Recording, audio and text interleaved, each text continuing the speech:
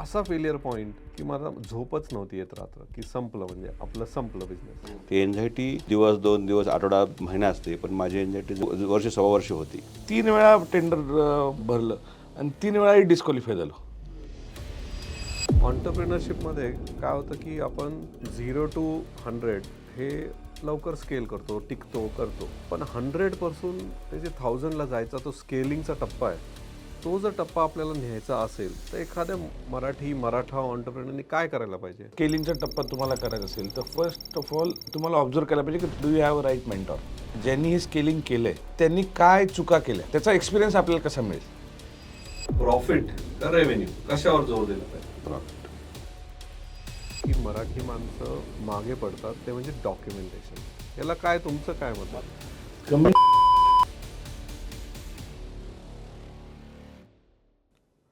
नमस्कार.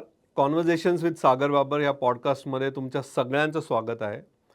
आज आपल्याकडे खूप स्पेशल गेस्ट आलेत आणि 2 प्रेसिडेंट आलेत आपल्याकडे. एक पास्ट प्रेसिडेंट आणि एक present president. As a MEA Maratha entrepreneur असोसिएशनचे प्रेसिडेंट आणि पास्ट प्रेसिडेंट आपल्याकडे आलेत. त्याच्याबरोबरच ते स्वतः दोघेही फार मोठे उद्योजक आहेत. अंकुश अजबे सर हे व्यंकटेश बिल्डकॉन ही महाराष्ट्रातली एक मोठी रेप्युटेड रिअल इस्टेट कंपनी चालवतात, त्याचे फाउंडर आहेत. आणि त्याच्याचबरोबर ते विक्रम इन्फ्राटेक डेव्हलपमेंट अशी एक इन्फ्रास्ट्रक्चर कंपनी चालवतात. हे दोघेही स्वतः एक सेल्फ मेड ऑन्टरप्रिनर आहेत, पण त्याच्याचबरोबर त्यांना दोघांनाही जाण आहे की कम्युनिटी कशी वाढवायची, मराठा कम्युनिटी कशी वाढवायची. त्याच्यासाठी ते दोघेही मागचे 10-15 वर्ष मराठा ऑन्टरप्रिनर असोसिएशन ह्याची फाउंडेशन करून ते एक मोठं असोसिएशन त्यांनी बनवलं आहे. ते दोघेही गेस्ट आपल्या आज पॉडकास्टवर येत आहेत. आपण सगळे लकी आहोत. Sir, welcome. Thank you so much. नमस्कार. सर, तुमचा बिझनेसचा टर्निंग पॉईंट काय होता? टर्निंग पॉईंट म्हणजे माझी नोकरी सोडली आणि बिझनेस चालू केला, तो टर्निंग पॉईंट होता. नोकरी सोडली? अच्छा, नोकरी करायची तुम्ही? हो, नोकरी करत होतो अगोदर. नोकरी करून मग बिझनेस. मग काय काय विचार करून नोकरी सोडली? नोकरी सोडण्याचं कारण म्हणजे की मला कळालं की नोकरी करताना एक ह्याला लिमिट आहे. ह्याच्यापेक्षा मोठी ग्रोथ होणार नाही. पर्सनल लेवलला, फॅमिली लेवलला किंवा आपण समाजासाठी असं काही करू शकणार नाही हे मला नोकरीत माहीत होतं. आणि त्यामुळं आणि प्रायव्हेट नोकरीमध्ये एक लिमिटेशन असतं, मग त्यावेळेला होतं. आणि त्यामुळे ठरलं की आपण बिझनेस करूयात. आणि हा टर्निंग पॉईंट होता माझ्यासाठी. नाही ना सर, असे विचार प्रत्येकाच्या मनात येतात की बिझनेस केला पाहिजे, ह्या नोकरीत काय अर्थ नाही, इथे पैसे कमी आहेत. पण काहीतरी असं ट्रिगर असतं ना, आयदर तो मॅनेजर तुम्हाला शिव्या देतो किंवा खालून पाडून बोलतो किंवा काहीतरी अपमान होतो कुठेतरी आणि त्याच्यानं तुम्हाला वाटतं आता बास हे सगळं. असं काही घडलं का नाही? असं काही नाही, एक दिवस ठरवलं सोडायचं? नाही, एक दिवस नाही ठरवलं. म्हणजे माझे ज्यावेळेला ओनर यायचे, मी मुंबईला असताना माझ्या साईटवर जेव्हा ओनर यायचे त्यावेळेला जो काय आम्हाला म्हणजे जे काही प्रेशर असायचं किंवा वाटायचं की जो आवारा होता तो आवारा बघितल्यानं ठरलं की नाही, आपण नोकरी सोडायची एक दिवशी आपण पण असंच किंवा ह्या पद्धतीचंच काम काहीतरी करूयात की ज्याच्यामुळं 5, 50, 100, 200 लोक आपल्याकडे काम करतील. आणि ते आपण पण हा व्यवसाय करू शकतो. भले सुरुवात छोटी होईल पण आपण नक्की करू शकतो असं मला त्याच वेळी वाटलं होतं मुंबईत असताना. म्हणजे तुमचे सरांना तुम्ही रोल मॉडेल पाहिलं की त्यांच्यासारखं बनायचं आहे, थोडं इम्प्रूव्ड व्हर्जन, आणि त्यामुळे तुम्ही चालू केलं. मग त्यावेळेला ठरलं होतं की आपण बिझनेस करायचा. हो, परफेक्ट. हां, म्हणजे दॅट वॉज द स्टार्ट की बिझनेस त्यावेळेला केला पाहिजे आपण असं आणि बिझनेस करू शकतो. हे त्यांच्याकडे पाहिल्यानंतर कळालं की ह्याला काय खूप मोठी हुशारी लागत नाही. म्हणजे असं म्हणजे असं हे काय खूप असं वेगळ्या पृथ्वीवरनं वेगळ्या ह्याच्यावर आलेले लोक नाहीत, इथूनच आलेत, आपल्यासारखेच आहे. हे कळालं तुम्हाला? हे कळलं त्यावेळेस वेळेला मला. त्यांचं शिक्षण असेल, त्यांचे काय हे असेल हे त्याचा तुम्ही अभ्यास केला? हां, मग बघितल्यानं कळालं की हे काय होऊ शकतं असं. तुमचा काय टर्निंग पॉईंट होता सर? माझा टर्निंग पॉईंट म्हणजे मी इंजिनिअरिंगला ॲडमिशन घेतल्यानंतरच ठरवलं होतं की आपल्याला बिझनेसच करायचा आहे. कारण जॉब केलाच नाही कधी? जॉब मी हार्डली MBA करत असताना एक 6 महिने 3 महिने जॉब केला. हां. पण मग तेव्हाच मी ठरवलं की जर का तुम्हाला चेंज काय करत असेल तर बिझनेसनीच तुम्ही इम्पॅक्ट क्रिएट करू शकता. त्यामुळे मी इंजिनिअरिंगमध्ये असतानाच ठरवलं की आपण बिझनेस करायचा. पण हे जे इंजिनिअरिंगमध्ये सुचणं, हे घरातनं काही त्याला संस्कार होते, काय होतं? म्हणजे असं सोपं नसतं ना. घरामधनं तर वडील तरी गव्हर्नमेंटमध्ये जॉबला होते आणि तसं मी माझ्या पूर्ण फॅमिलीमध्ये बिझनेस करणारा पहिलाच माणूस होतो. तर त्यामध्ये सुरुवातीला बाय ॲक्सिडेंटली मी पहिल्यांदा सॉफ्टवेअरच्या बिझनेसमध्ये आलो. मी त्यावेळेस इंटरनेट सर्व्हिसेसचं काम करायचो आणि त्यानंतर मग MBA केलं आणि मग पुण्यामध्ये रिअल इस्टेटचा त्यावेळेस बूम चांगला होता 2007-08च्या पिरियडमध्ये. मग त्यावेळेस असं ठरवलं की आपण एक सिंगल स्कीम रेसिडेन्शियल बिल्डिंगच्यापासून चालू करू आणि त्या पद्धतीने मी रिअल इस्टेटमध्ये कामाला. मग तो तुमचा टर्निंग पॉईंट होता का रिअल इस्टेट? तसा माझा टर्निंग पॉईंट इंजिनिअरिंगमध्येच होता. इंजिनिअरिंगमध्ये मी बघायचो की बिझनेस करून तुम्ही काय स्केलिंग करू शकता. ज्या बिझनेस पर्सनॅलिटीजला मी बघायचो जे बिझनेसमध्ये आहेत आणि त्यामध्ये तुमचं स्केलिंग कसं होतं किंवा तुम्ही किती लोकांना जॉबवर ठेवू शकता. एक बिझनेसमध्ये एक public limited company itself is a different life. म्हणजे ती एक लाईफ ती एक तुम्ही एक क्रिएशन आहे. ते क्रिएशन तुम्ही बिझनेस थ्रू करू शकता आणि ती लेगसी पास ऑन करू शकता. त्यामुळे बिझनेसमुळे तुम्हाला भरपूर लोकांवरती इम्पॅक्ट पण करता येतो. त्यामुळे मी ठरवतो की आपल्याला बिझनेस करायचा. तुमच्या दोघांच्या ह्याच्यातनं मला जे कळतंय की कोणीतरी रोल मॉडेल होतं, कुणासारखं तरी बनायचं म्हणून बिझनेस केला. आणि आपल्या पॉडकास्टचा ऑब्जेक्टिव्ह तो आहे की आपण मराठी माणसांचे रोल मॉडेल लोकांपर्यंत नेतो. म्हणजे जसं तुम्ही म्हणाले सर, तुम्ही तुमच्या सरांना बघून ठरवलं, तसं आपला पॉडकास्ट जर 10,000 लोकांनी पाहिला, त्यातले 100 लोकांनी जरी ठरवलं की मला तुमच्यासारखं काहीतरी मोठा बिझनेस करायचा आहे, आपलं मिळवलं. बाकी काही नाही आहे. ऑब्जेक्टिव्ह ऑफ पॉडकास्टच ते की आपल्याकडे काय झालं आहे, फिल्म स्टार, काही पॉलिटिशियन हे आणि स्पोर्ट्समॅन अनफॉर्च्युनेटली हे रोल मॉडेल बनलेत. पण बिझनेसमॅन रोल मॉडेल खूप कमी. म्हणजे लिटरली आपल्यासाठी पण म्हटलं ना, आपल्याला 1-2च नावं आठवतात. रतन टाटा असे म्हणजे ॲक्च्युअल रोल मॉडेल हे आपल्याला यातनं घडवायचे आहेत आणि आय थिंक आम्ही त्याच पाथवर आहे. दुसरं मला विचारायचं आहे की तुम्ही आता फार मोठ्या लेवलला आहात, मोठा बिझनेस करता, पण एखादा फेलियर पॉईंट तुम्हाला आठवतं का की असा फेलियर पॉईंट की मला झोपच नव्हती येत रात्र, की संपलं, म्हणजे आपलं संपलं बिझनेस? हा फेल्युअर ॲक्च्युली बिझनेस हा खरं फेल्युअर स्टोरीच आहे. म्हणजे सक्सेस स्टोरी खूप गुडी गुडी असते आणि फेल्युअर स्टोरी आणि आपलीच नाही, असे काही मित्रांची, काही जवळच्या लोकांची ज्यावेळेला आपण फेल्युअर स्टोरी बघतो, जवळून अभ्यास करतो, त्यावेळेला कळतं की काय करायचं नाही. आणि ते फेल्युअर स्टोरी ही सगळं सांगतं की हे काय करू नये हे सांगतं. आणि माझं स्टार्टच फेल्युअरपासून आहे. फेल्युअर स्टोरी म्हणजे आपण म्हणतो ना की मी पहिलाच प्रोजेक्ट घेतला, पहिलीच लँड घेतली आणि आता प्रोजेक्ट चालू करायचा असं ठरवून मी कॉन्ट्रॅक्टशिप करत असताना प्लॉट घेतला आणि प्लॉट घेऊन स्कीम करायला ठरवलं. त्याच वेळेला ते पुण्यामध्ये DP नवीन गावाचा DP बनवत होता आणि नंतर कळालं की DP आता बनणार आहे, पब्लिश होणार आहे आणि त्यानंतर फाईल होणार आहे आणि त्यानंतर त्या जागेवर नकाशे मंजूर होणार आहेत महापालिकेकडून. आणि ते पहिले 1 वर्षभर म्हणजे असं इतकं अनसर्टन्टी होती, हे कधी होईल, कधी DP पब्लिश होईल, आपल्या प्लॉटवर काही रजिस्ट्रेशन तर पडणार नाही ना, आणि आपण हे सगळे कुठून काय काय करून हे पैसे जमा करून हा प्लॉट घेतलेला आहे. आणि पहिल्याच घासाला खडा म्हणतो किंवा जी एन्झायटी असते, ती एन्झायटी दिवस, 2 दिवस, आठवडा, महिना असते. पण माझी एन्झायटी जवळजवळ वर्ष, सव्वा वर्ष होती. आणि ती वर्ष रोज हाच विषय आणि हे काय होईल फायनल. आणि वन फाईन डे कळालं की नाही, आपला प्लॉट हा RPला पण रेजिस्ट्रेशन होता आणि आता प्रॉपर DPला पण रेजिस्ट्रेशन आहे. मग तो म्हणजे वाटलं की आईवडिलाची, आपण त्यावेळेला काय म्हणतो ना, हा देव, आईवडील, मग ते गोष्टी विचार करत असतो की हे आपण चुकलं तर नाही हे. आणि आपण हे जे कॅरिंग कॉस्ट म्हणतो ना, कॅपिटलची कॅरिंग कॉस्ट आहे, हे ते, ह्या सगळ्या गोष्टी पहिलेच 15 महिने माझे ह्या पहिल्या प्रोजेक्टमध्ये माझे गेले. आणि ज्यावेळेला म्हणजे नकाशे मंजूर झाल्यानंतर मी 18 महिन्यात प्रोजेक्ट संपवला. परंतु ते 15 महिने जे वेटिंग त्यावेळेचं झालं ते खूप असं चुकला नाही निर्णय, अशा पद्धतीची भीती आणि किंवा असं एक मन म्हणायचं. तुम्ही मानता का सर की आईवडिलांची पुण्याई, देवाची पुण्याई, माझे काहीतरी चांगले कर्म? मला असं वाटतं की मी तसा, आपण आस्तिक नास्तिक हा मला भेदभाव न करता माझी श्रद्धा आहे, परंतु माझ्या आईवडिलांच्या पुण्याईवर माझा खूप मोठा विश्वास आहे. हां, म्हणजे आपल्या कर्म वगैरे आपल्याला काय मला माहीत नाही, पण आईवडिलांची पुण्याई, त्यांचे संस्कार, ह्या गोष्टीचा खूप मोठं महत्त्व आपल्या म्हणजे पुढच्या नेक्स्ट जनरेशनमध्ये की त्यांच्या मुलाबाळाला आपण म्हणतो की त्याच्या वागण्यावर, बोलण्यावर ते एम्पथी असेल, ह्या गोष्टी आहेत, हे जे गुण आहेत हे आईवडिलाच्या संस्कारामुळे मिळू शकतात. भले आईवडील शिक्षित आहेत, अशिक्षित आहेत हे नाही, पण प्रत्येकाला व्यवहार ज्ञान जे आहे ते आपल्या आईवडिलाकडून आपल्याला व्यवहार ज्ञान मिळतं किंवा आपल्याकडून लोकांशी कसं वागायचं हे बाळकडू म्हणतो की आपण आईवडिलाकडून शिकतो. तर हे त्यामुळं ते आईवडिलांची पुण्याई असेल तर त्याची आपल्याला कामाला येते. तर तुमचा काय फेलियर पॉईंट होता? मी इन्फ्रास्ट्रक्चरचे काम करत होतो. म्हणजे अशी काही गोष्ट की जी तुम्हाला म्हणजे रात्री झोपच येऊन देत नव्हती की आता काय खरं नाही? तसं जर का तुम्ही मला की बिझनेसमध्ये फेलियरपासून, जसं अंकुश सर म्हणाले की फेलियरशिवाय तुम्ही बिझनेस स्टार्टच करत नाही. जर का तुम्ही फर्स्ट जनरेशन किंवा फर्स्ट बडिंग एंटरप्रेन्स आहे, तर इमॅजिन करा की फर्स्ट जो प्रोजेक्ट तुम्हाला भेटतो किंवा first your project you fail for lot of time and then you get that success. त्या सक्सेसमधला जो तुमचा हॅपीनेस आहे तो त्यानंतर तुम्ही 10x जरी सक्सेस केला तर same you can't repeat that same हाय. तर माझा फेल्युअर असा होता की मी गव्हर्नमेंट, म्हणजे माझे वडील गव्हर्नमेंटमध्ये होते, माझे अंकल पॉलिटिक्समध्ये होते. मी काय गव्हर्नमेंट कॉन्ट्रॅक्ट PWDमध्ये करायचे ठरवले. मी 3 वेळा टेंडर भरलं आणि 3 वेळाही डिस्क्वालिफाय झालो.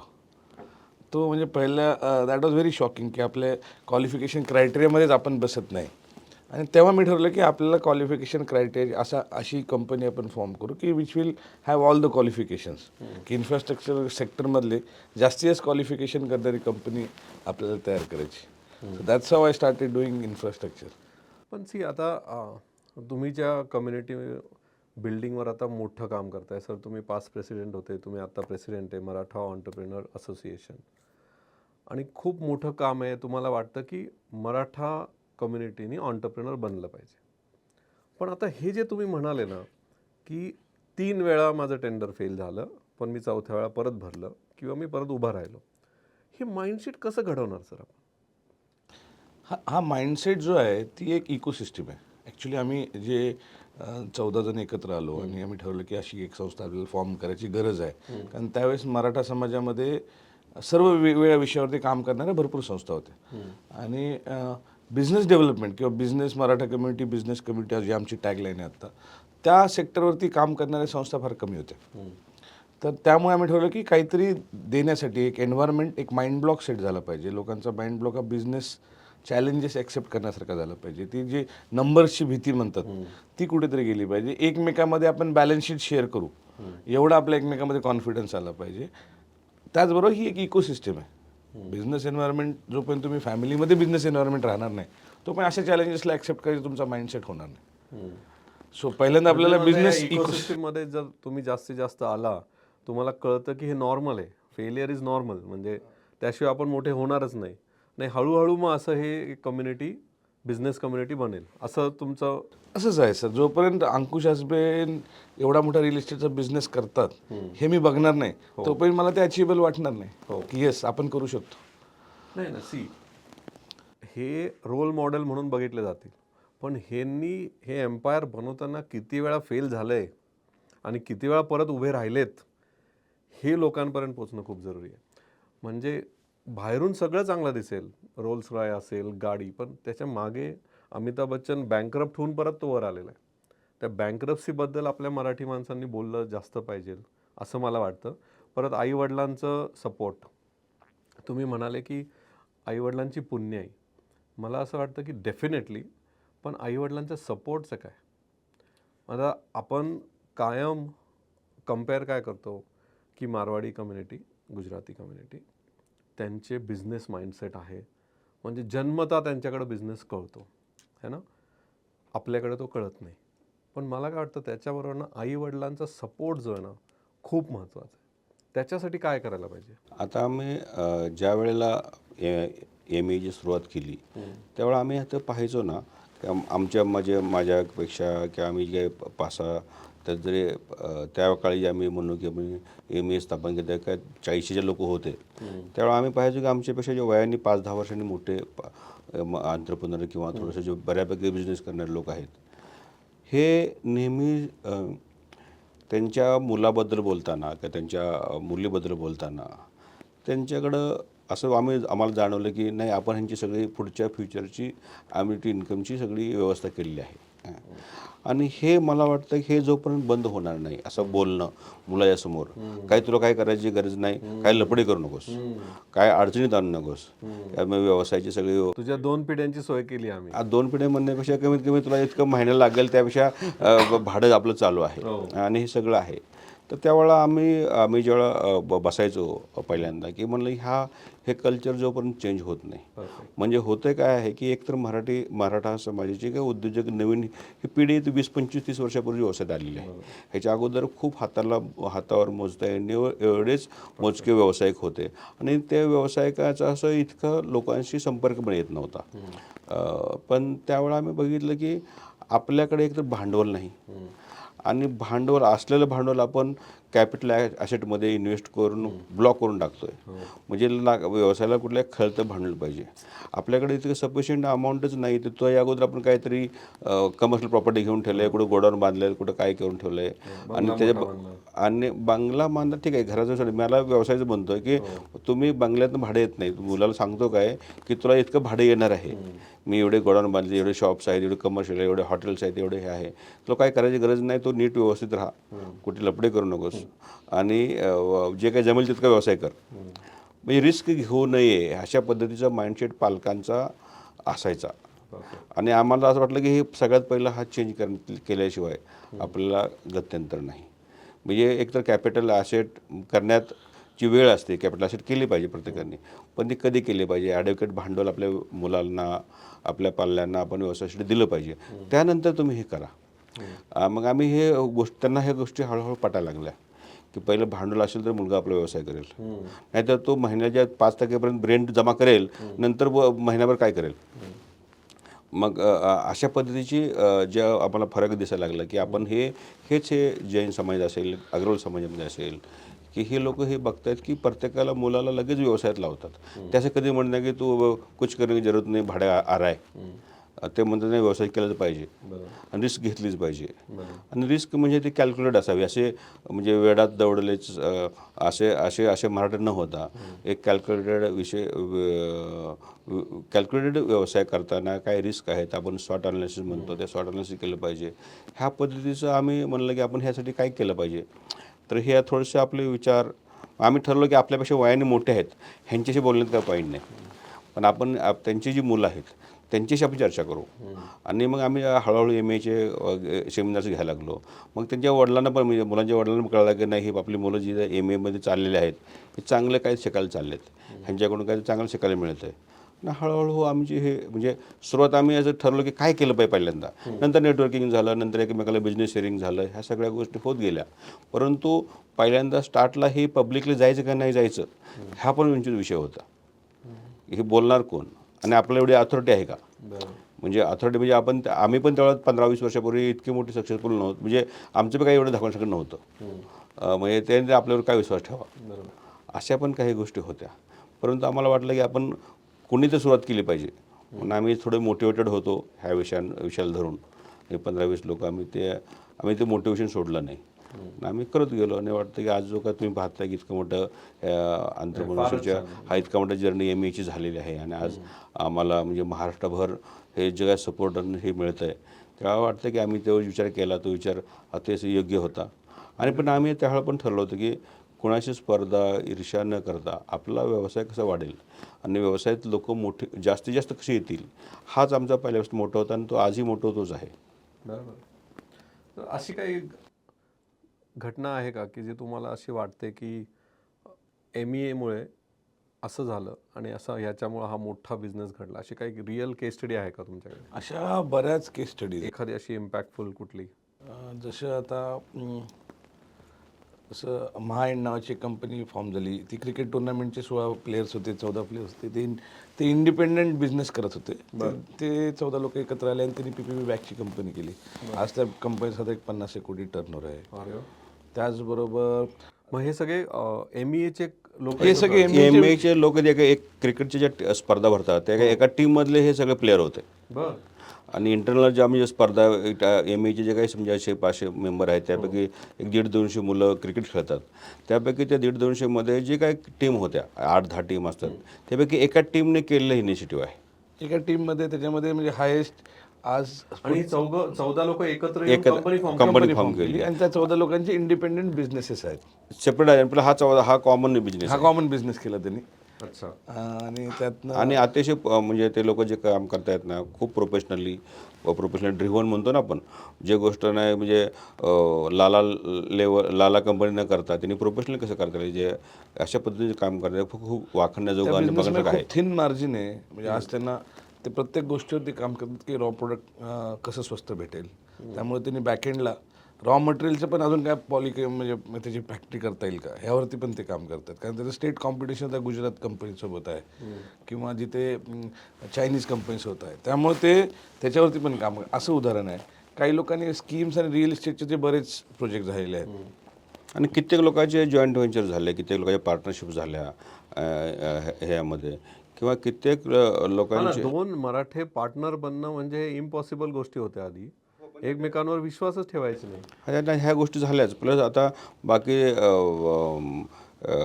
लँडमध्ये काही लोक काम करतायत. हे तरी समजा इंडस्ट्रीचं काम झालं. काही लोक लँड ॲग्रिगेशन करून तिचं काय करून त्याच्यानंतर पुढं मोठं कसं करता येईल ह्या दृष्टीने 3-4 रिपिटेशन काय काय ग्रुपचे झाल्यात. त्यामुळे अशा प्रत्येक गोष्टी ह्या इथून झाल्या. आणि इवन म्हणजे व्यावसायिक तर खूप दृष्ट्या वाढ झालीच. खूप ग्रुप झाले. तुम्हाला सांगायची गोष्ट म्हणजे MA मुळे 101 लग्नच ठरली. म्हणजे नाही तर पहिलं कसं व्हायचं की पुणे जिल्ह्यातले हे इथले जवळचे लोक एकमेकाशी लग्न व्हायची. पण काही काय लोक म्हणजे एकमेकाचं शेवटी लग्न करताना आपण पाहतो ना की बॅकग्राऊंड चेक असेल किंवा असलं कुणाकडून विचारायचं काय विचारायचं. हे तर आम्ही महाराष्ट्रभरमधले सगळे एकत्र काम करत असल्यामुळं एकमेकाच्या घरी जाणं येणं हे सगळ्या गोष्टी झाल्या. आणि मग ह्यामधून म्हणजे ह्या पण गोष्टी झाल्या की हे पण म्हणजे सोर्स जो आहे कुठल्या लग्नाला कसं होतं ट्रस्ट आणि सोर्स आणि खरी माहिती म्हणजे रिअल इन्फॉर्मेशन जे म्हणतो ना जे ट्रू इन्फॉर्मेशन ही ह्या सगळ्यात मोठी गोष्ट आहे. ते हे गोष्टी म्हणजे मिळाल्या. आणि अशा म्हणजे जे फायदेच झाले हे तोटे काहीच झालं नाही हे करणं. आणि आम्हाला इनिशियली इतर उद्योजक संघटना होत्या त्यांना थोडंसं वाटायचं की अरे हे खूप पॉप्युलेशनने खूप मोठे आहेत आणि हे जे काय हे लोक खूप ॲग्रेसिव्हली काम करतील का. परंतु त्यांना कळलं की नाही हे उद्योग तसेही अल्पसंख्याक आहेत आणि ह्यांनी उलटं काम केलं तर ह्यांच्यामधला अनरेस्ट कमी होईल आणि ही सगळी महाराष्ट्राची इकोसिस्टीम अजून व्यवसायाकडे जाईल. हे ह्यातून नेशन बिल्डिंगचं काम होईल. हे सगळं जे आम्ही प्रत्येक सेमिनारमध्ये प्रत्येक मिटिंगमध्ये हे सांगतो की हे आपलं काम शेवटी आपण उद्योजकता वाढले नेशन बिल्डिंग आहे. आपण जे भारताच्या इकॉनॉमीला आपला सपोर्ट आपण नोकरी देणारेच झालं पाहिजे नोकरी करण्यापेक्षा. हे जे काय 5-6 गोष्टी आम्ही जे काय खूप मोठं न ठरवता आपण व्यवसाय करताना आपण कमीत कमी 5-50 लोकांना रोजगार देऊ शकू हे काम केलं पाहिजे. आपल्या व्यावसायिकतेमुळं प्रोडक्शन झालं पाहिजे. देशात आपल्या सरकारचं जे धोरण आहे मेक इन इंडियाचं ते झालं पाहिजे. आज महाराष्ट्रामध्ये आपण नुकतंच दावोसमध्ये पाहिलं इतक्या 30-32 लाख कोटी रुपयाचे इन्व्हेस्टमेंट महाराष्ट्र येत आहेत. आणि म्हणजे सगळ्या जगभरातल्या उद्योजकांचं मॅन्युफॅक्चरिंगसाठी असेल डेटा सेंटरसाठी असेल ह्या किती गोष्टीसाठी महाराष्ट्र आणि ह्या जो PMR किंवा MMR रिजन आहे इथं इतका ओढ आहे. आणि आणायचं आम्ही जी सुरुवात MAची पहिली केली ही पुण्यात होतो. तर हा जो गोल्डन ट्रायंगल आहे पुणे नाशिक मुंबई ह्या गोल्डन ट्रायंगलमध्ये खूप मोठी डेव्हलपमेंट होते. आणि आपण उद्या डाऊन द लाईन इथून पुढे 5 वर्षामध्ये आपल्यातले काही उद्योजकांचे पण इतके मोठे व्यवसाय व्हावेत की दावोसला जाऊन आपले लोक काही MOU करतील शासनाबरोबर. त्यामुळे छोटे उद्योजक पाहिजेत पण मोठे उद्योजक पण त्यामुळं निर्माण होतील असं आम्हाला वाटतं. म्हणजे आय थिंक हा ध्येय ठेवणं लवकरच पूर्ण होईल की बाबा दावोसमध्ये एक मराठा ऑन्टरप्रिनरचा CM सोबत एक मोठा 1,00,000 करोडचा MOU साईन होईल. 100% होईल. मला काय वाटतं आपण जेव्हा बिझनेस करतो ना तेव्हा जात वगैरे विसरली पाहिजे. बिझनेस करताना बिझनेस करायला पाहिजे. पण ॲज अ कम्युनिटी आपण आपल्या कम्युनिटीला सपोर्ट करत झालं पाहिजे. हे जर माइंडसेट ठेवलं ना मग काय मराठा मारवाडी ह्याच्यात काही अर्थ नाही. एंड ऑफ द डे आपण नेशन बिल्डिंगला जर की बाबा ठीक आहे मी काम करतोय नेशन बिल्डिंगसाठी आणि माझी कम्युनिटी मला हेल्प करते. जशी मारवाडी गुजराती कम्युनिटी त्यांची जितो म्हणून आहे ना. मराठ्यांसाठी तुम्ही MEA चालू केलं आहे. असे प्रत्येकाचं आहे. प्रत्येक कम्युनिटीने आपापल्या कम्युनिटीला हेल्प केलं. पण बिझनेसमॅननी लक्ष काय ठेवलं पाहिजे की नेशन बिल्डिंग. तुम्ही जसं म्हणाले की I am contributing to nation building. असं झालं तर महाराष्ट्र लीड करेलच 100%. तुम्हाला ह्यात अजून एक खास सांगायचं म्हणजे ना, आता आम्ही काय पहिले 100 जे उद्योजक पहिले एम ए झालो, म्हणजे ते 18-20च्या म्हणजे एक 17-18च्या आसपास आम्ही 100च्या आसपास होतो, 100-150च्या आसपास. त्यावेळेला आमच्यापैकी कित्येक व्यावसायिकांचे माझ्या सहित विक्रमच्या सहित कित्येक आमचे स्वतःचे पण पार्टनर नॉन मराठा होते, आहेत. आजही आहेत. म्हणजे आहेत, आजही आहेत. त्यांना पण त्यावेळेला वाटलं अरे आम्ही आमची काय म्हणजे आता इथून पुढे नुसतं फक्त मराठ्याबरोबर व्यवसाय करणार का, मराठ्याबरोबर पार्टनरशिप करणार का, अशा शंका त्यांना पण त्यावेळेला आल्या असतील. ते आम्हाला कधी बोलले नाहीत, पण त्यावेळेला नंतर 1 वर्ष सामान्य कळलं नाही हा एक नेशन बिल्डिंग सोशल एंटरप्रेन्योरशिप वाढण्याचं काम आहे. पण आपल्या म्हणजे आपणच्याकडे कुठले दुरावा निर्माण झाला नाही. आमच्या व्यवसायामध्ये आमच्या पार्टनरशिपमध्ये कुठला दुरावा निर्माण नाही झाला की आम्ही एम एचं काम करतो, जसं ते जितोचं काम करत होते किंवा ते जसं अग्रवाल समाजाचं काम करत, जसं ते ब्रह्मोद्योग संघाचं काम करतात. त्यांच्यामध्ये आम्हाला काही वाटलं नाही की ते आपला उघडतील किंवा आपला एकटे पाडतील पार्टनरशिपमध्ये. तसं त्यांनाही पण वाटलं नाही. त्यामुळं म्हणजे हा जरी मराठा एंटरप्रेन्योर्स हा जातीवर वाटत असला तरी हे फक्त म्हणजे आपण म्हणतो की एंटरप्रेन्योरशिप डेव्हलपमेंटचं हे फोरम आहे. 100%. आणि हे एंटरप्रेन्योरशिप डेव्हलपमेंट हँड होल्डिंग असेल, नेटवर्किंग आहे, ह्या प्रत्येक गोष्टीसाठी हे काम हे असोसिएशन करते.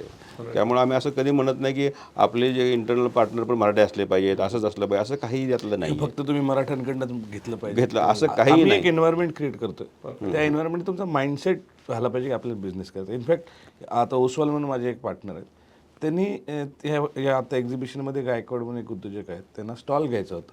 त्यांनी स्वतः फोन करून मला कनेक्ट करून दिले. असे बरेच एक्झाम्पल. आम्ही जितोच्या फोरमवरती जातो, जितोच्या लोकांना बोलवतो. आता एवढं मोठं एक्झिबिशन घ्यायचं तर आम्ही जितोच्या मेंबर्सना भेटलो की काय काय प्रोव्हिजन्स केल्या पाहिजेत, तुमचा एक्सपिरियन्स काय. सो प्रत्येक समाजाच्या गरजा वेगळ्या आहेत. बरोबर. आणि आता प्रत्येक समाजाला कळलं की बिझनेस डेव्हलपमेंटशिवाय दुसरा पर्याय नाही. आणि बिझनेस डेव्हलपमेंट म्हणजे नेशन बिल्डिंग. तेव्हा प्रत्येक समाजाच्या अशा संस्था होतील त्यांच्या इकोसिस्टमसाठी, त्यांच्या गरजांसाठी. आणि एक समाजामध्ये असतं की आपल्या समाजातला एक माणूस जर का करू शकतोय, जर का आपल्या समाजातला मुलगा करू शकतोय तर मी पण करू शकतो. हे लवकर रिलेट होतं. ते लवकर म्हणजे काय होतं ना ह्याच्यात, हा बाबा आपल्या शेजारी राहणारा एक मुलगा तो बिझनेसमॅन होतो तर आपण पण होऊ शकतो. ह्याच जागी जर आपल्या शेजारी एक मारवाडी माणूस मोठा होतो तर म्हणणार अरे ते त्यांचा समाज त्यांचा समाजच असा आहे, त्यापेक्षा अरे आपल्यासारखा पण होतोय म्हणलं हे लवकर. आता आमच्यासारखे कित्येक एम एमध्ये पाहिलं ना तर जवळ 30-40%, 50% लोक हे ग्रामीण भागातून ॲक्च्युली नोकरी करत असणारे झालेले उद्योजक आहेत. म्हणजे आपण असं काही नाही की खूप मोठं भांडवलच पाहिजे, खूप मोठी गोष्टीच पाहिजेत, आपला व्यवसायाचा वारसाच पाहिजे, असं काही नाही. तर आमच्यासारखे कित्येक उद्योजक आहेत जे फर्स्ट लाईफ आपण फर्स्ट जनरेशन एंटरप्रेन्योर म्हणतो, असे एंटरप्रेन्योर आहेत किंवा ते आमच्या आईवडिलांकडे बी काही पैसे नव्हते, त्यांनी काय मला भांडवल दिलं नाही, पण आमच्याकडे जी म्हणजे आपण ठरवलं नाही एखादी गोष्ट करू शकतो तर ते होते. आणि ह्याच्या गोष्टीचा खूप मोठा फरक पडतो की अरे काय फॅमिली बॅकग्राऊंड नसताना पण हे व्यवसाय होऊ शकतो. हे तुम्ही आता जे म्हटलं ना की हे कल्चर किंवा डेव्हलप होण्यासाठी अशी काही उदाहरणं ही खूप चांगली कामाला येतात. आम्ही आता पाहतो की BVJ जे हनुमंतराव गायकवाड साहेब आहेत, त्यांचं जी स्टोरी पाहिली तर इतक्या शून्यातनं त्यांनी केलं. आमच्या सातारा जिल्ह्यातल्या ग्रामीण भागात येऊन आता इतके मोठे लाख लोकांचं काम, लाख लोकांना रोजगार, लाखभर लोकांना रोजगार देण्याचं काम इतकं मोठं त्यांनी करतायत. त्यांची सुरुवात पण अतिशय छोटी आहे.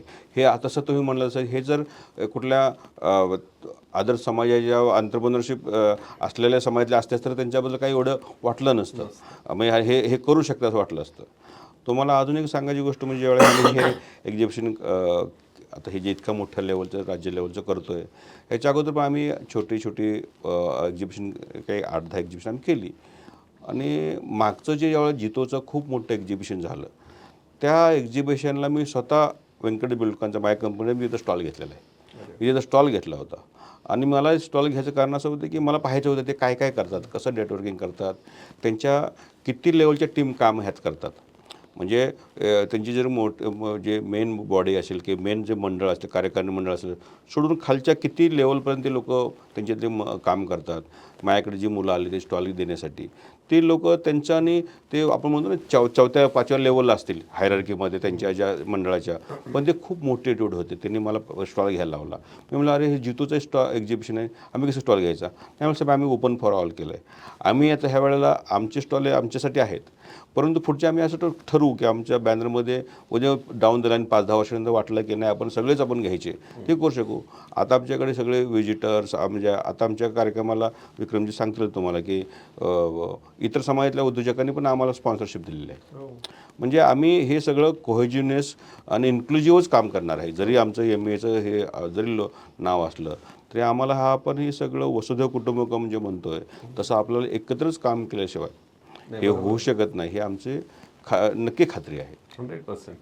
तर आता आपण ऑन्टरप्रिनरशिपमध्ये काय होतं की आपण 0 to 100 हे लवकर स्केल करतो, टिकतो, करतो. पण 100 पासून 1000ला जायचा तो स्केलिंगचा टप्पा आहे. तो जर टप्पा आपल्याला न्यायचा असेल तर एखाद्या मराठा ऑन्टरप्रिनरने काय करायला पाहिजे? तो जर का स्केलिंगचा टप्पा तुम्हाला करायचा असेल तर फर्स्ट ऑफ ऑल तुम्हाला ऑब्झर्व करायला पाहिजे की तुम्हाला do you have right mentor, की तुमच्याकडे काय स्ट्रॅटेजी फिक्स आहे का? ज्यांनी हे स्केलिंग केलंय त्यांनी काय चुका केल्या आणि त्या चुका आपल्याला कशा, त्याचा एक्सपिरियन्स आपल्याला कसा मिळेल, दॅट ज्यांनी हे स्केलिंग केलं त्याचा एक्सपिरियन्स कसा मिळेल, आजची परिस्थिती काय आणि व्हॉट इज युअर स्ट्रॅटेजी. ह्याच्यात तुम्ही पैसे कुठंच बोलले नाही, पैसे लागत नाहीत स्केलिंगला तुम्हाला पैशापेक्षा फायनान्शियल प्लॅनिंग लागते. अच्छा. म्हणजे विथ फायनान्शियल प्लॅनिंग जर का राईटफुल तुमची असेल तर फंड अवेलेबिलिटी होऊ शकते. तुमच्या एका मी टॉकमध्ये ऐकलं होतं की पैसे उभे राहतात, पैशापेक्षा तुम्ही म्हणाले प्लॅनिंग, माइंडसेट, मेंटर्स हे सगळं जरुरी आहे, राईट? पण आपण बराच वेळा ऐकतो की माझ्याकडे पैसे नाही, आता मी कसं काय स्केल करू? नाही, ॲक्च्युली स्केलिंग हा म्हणजे तुमच्या आत्तापर्यंतचा सगळ्यात महत्त्वाचा विषय माझ्या दृष्टीने हा आहे की प्रश्न आहे की स्केलिंग. आणि विदाऊट स्केलिंग प्रत्येक बिझनेसमॅनला वाटतं की आपण स्केलिंग अशी केलं पाहिजे. आणि हे स्केलिंग होण्यासाठी तो स्वतः किती मोटिवेटेड आहे हा माझ्यावतीने स्वतः सेल्फ मोटिवेशन किती आहे ह्यावर शिवाय तो माणूस स्केलिंग करू ती संस्था ते उद्योग स्केलिंग करू शकत नाही. हे सगळं मिथ आहे. बाकी सगळ्या गोष्टी स्वतः किती मोटिवेटेड आहे आणि स्वतः त्याने किती मोठे ध्येय घेऊन आलं आहे आणि स्वतःचं मला मी नेहमी म्हणतो की कुठलाही व्यवसाय मोठं होण्यासाठी आपल्या वरच्या टप्प्यावर किंवा नेक्स्ट ऑर्बिटमध्ये जायचं असेल किंवा नेक्स्ट लेवलला जायचं असेल तर तिथं लागणारी आपल्याकडं आपण म्हणतो ना शॉर्ट अनालिसिस असलं पाहिजे, स्वतः असलं पाहिजे आपल्याकडे काय काय कमी आहे आणि आपली स्ट्रेंथ काय आहे आणि नेहमी स्ट्रेंथवर काम केलं पाहिजे. स्ट्रेंथसाठी काम करताना विकनेसवर ओव्हरकम कसं करता येईल आपण ते पाहिलं पाहिजे. आपण हे काय प्रत्येक उद्योजकाला माहीत आहे शॉर्ट अनालिसिस काय असतं ते शॉर्ट अनालिसिस. त्यानंतर आपल्याकडं तितकं नॉलेज आहे का, आपण हे इतकं मोठं शिवधनुष्य घेण्याचा विचार करतो आहे की आपण नेक्स्ट ऑर्बिटला जायचा विचार करतो आहे तर आपल्याकडं तितकं नॉलेज किंवा आपलं तेवढं आपण ही पुढची झेप घेण्यासाठी आपल्याकडं तशी टीम आहे का आपल्याकडं. मला पर्सनली काय वाटतं की तुम्ही जे म्हणाले ना की तुम्ही जर सेल्फ मोटिवेटेड असाल तर हे सगळं घडून येईल. पैसे येतील, फायनान्शियल प्लॅन होईल, टीम मिळेल, पण आधी स्वतः ठरवलं पाहिजे मला इथं स्केल करायचं. म्हणजे सेल्फ मोटिवेटेड आणि प्लस काय म्हणतं का की तुम्ही आज ज्या ठिकाणी आहे ना आमचे मेंटॉर आहेत म्हणजे मेंटॉर मला नेहमी सांगायचे की तुम्ही हॅपीली अनसॅटिस्फाईड पाहिजे आहे त्या गोष्टीला. तुम्ही सॅटिस्फाईड झाला की पुढचं होणार नाही.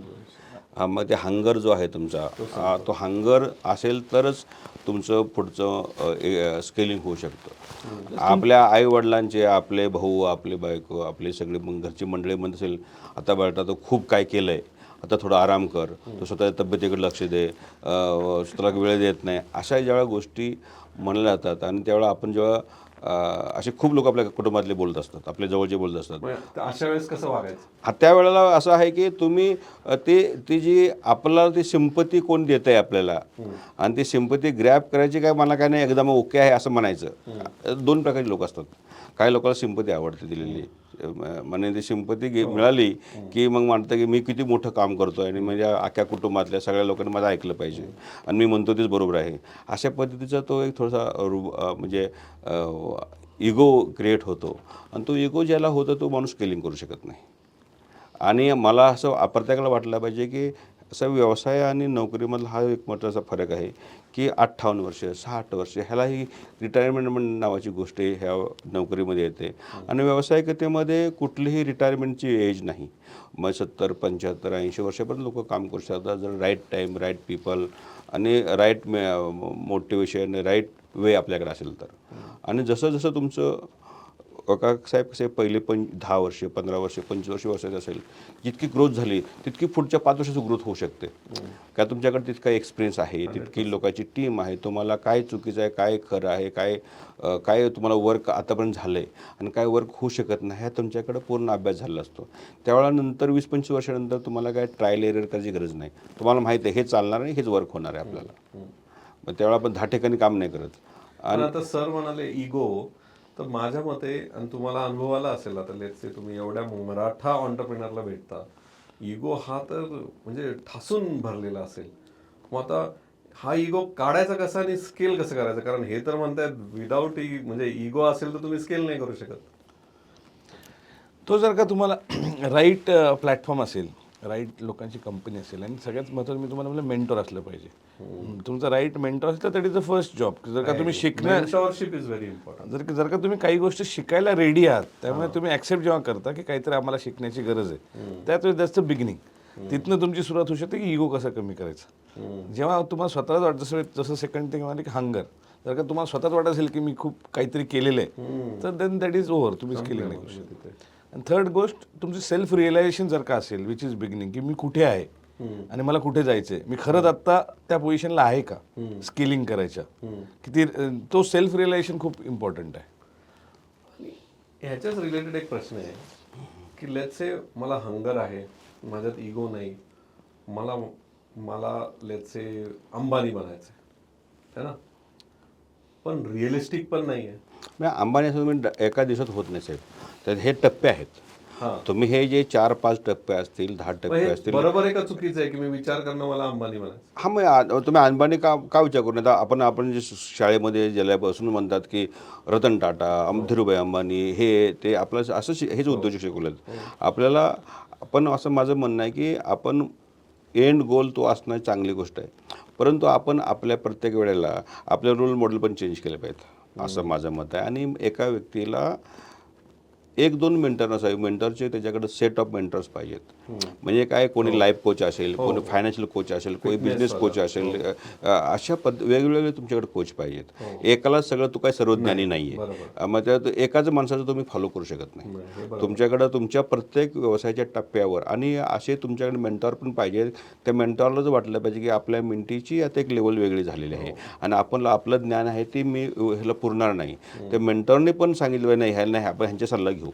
अशा पद्धतीचे इतके सेल्फलेस काम करणारे मेंटर तुम्हाला पाहिजे.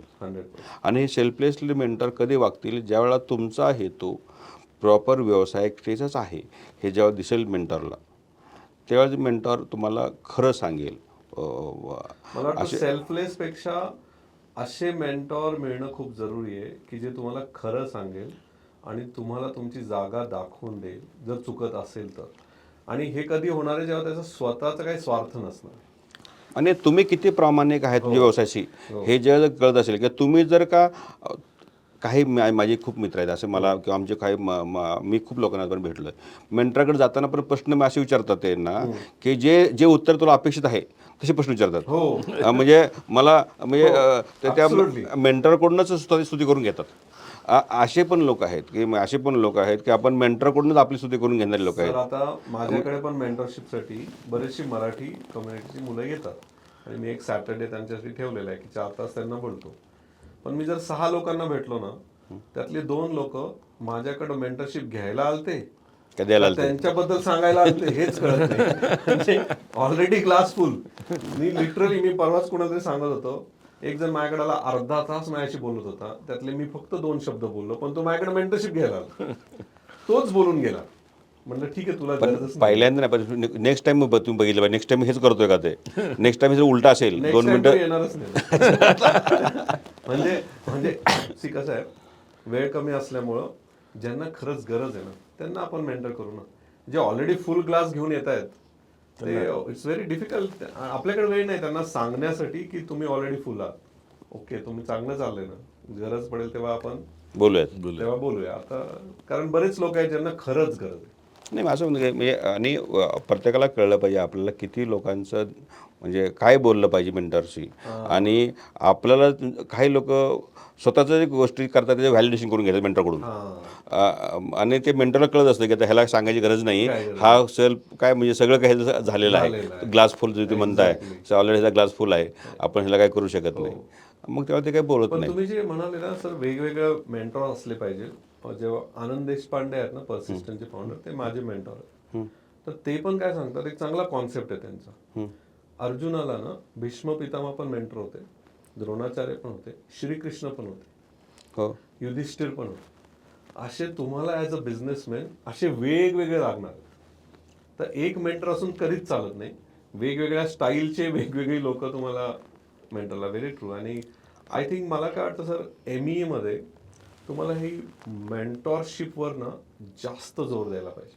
तो आता- आमच्याकडे नॅचरली होतो. आता आणि काही मुलं येतात ना, आता यंग मुलं येतात आणि सिनियर मेंबर आहेत, हो. त्यांच्यामध्ये तुम्ही कम्फर्ट क्रिएट केला की नॅचरली ते विचारायला लागतात. प्रश्न विचारायची जेव्हा भीती जाते हो. तसा कम्फर्ट आम्ही क्रिएट करतो. आणि दॅट इज मेंटरशिप. त्यामधनंच ज्याला जितकं घ्यायचंय तो मग त्यानंतर त्याचं इंडिव्हिज्युअल स्किल आहे.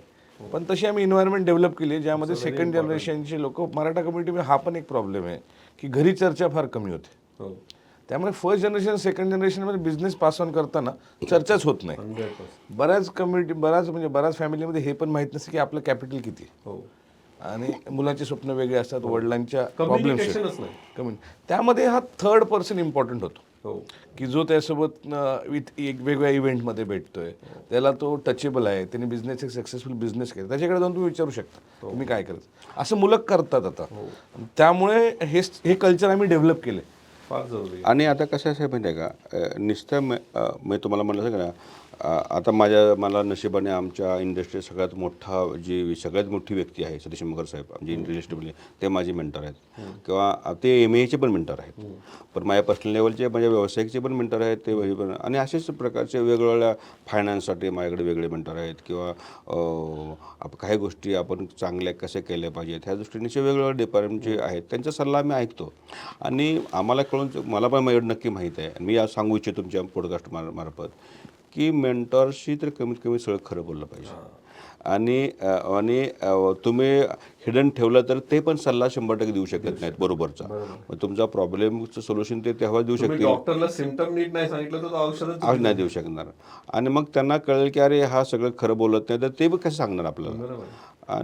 आणि मला असं वाटतं की आपण प्रत्येक व्यवसायाच्या ज्या टप्प्यावर जाऊ, 5-10 वर्ष व्यवसायामध्ये गेल्यानंतर आपल्याला स्केलिंग करण्यासाठी जसं जसं जगभर एंटरप्रेन्योरशिप वाढते त्याप्रमाणे जे काही जगातले खूप चांगले कॉलेजेस असतील, भारतातले बी कॉलेज असतात, आता SP जैन कॉलेज आहे, हे आहेत, हे लोक पण एक्झिक्युटिव्ह लोकांना, जे व्यवसाय करणाऱ्या लोकांना पण पुढचं कसं व्यवसाय केली पाहिजे ह्या दृष्टीचे स्पेशल कोर्सेस आहेत.